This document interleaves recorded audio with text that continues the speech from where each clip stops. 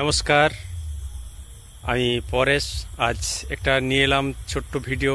যে এই ভিডিও যেসব বন্ধুরা এখনও অ্যাডসন্স রিল পাওনি বা কিভাবে ফেসবুকের কাছে আবেদন করতে হয় জানো না, তো যাই হোক, যারা জানো না তাদেরকে আজকে দেখাবো আমি এই অ্যাডসন্স রিল ফেসবুকের কাছে কিভাবে আবেদন করতে হয়।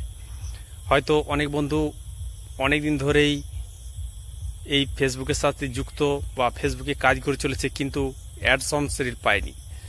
তাদেরকে বলি যে অ্যাডসন্স রিল ফেসবুকের কাছে কিভাবে আবেদন করতে হয় একটু দেখে নিন।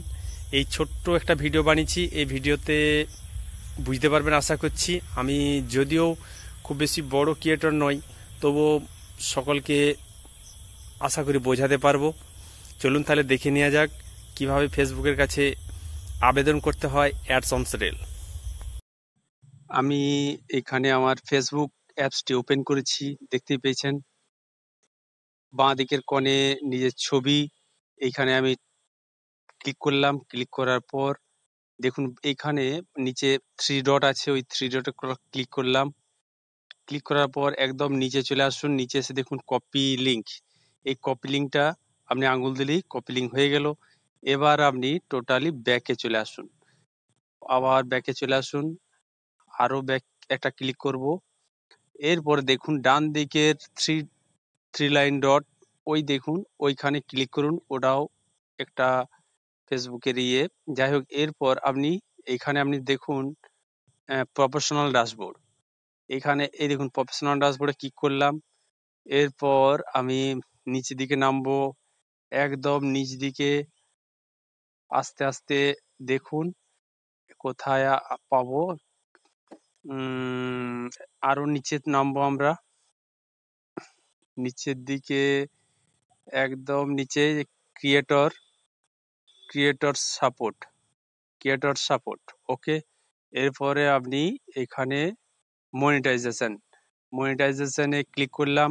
ক্লিক করার পর এখানে আপনাকে দেখতে হবে প্রোগ্রাম এলিজিবিলিটিতে ক্লিক করব।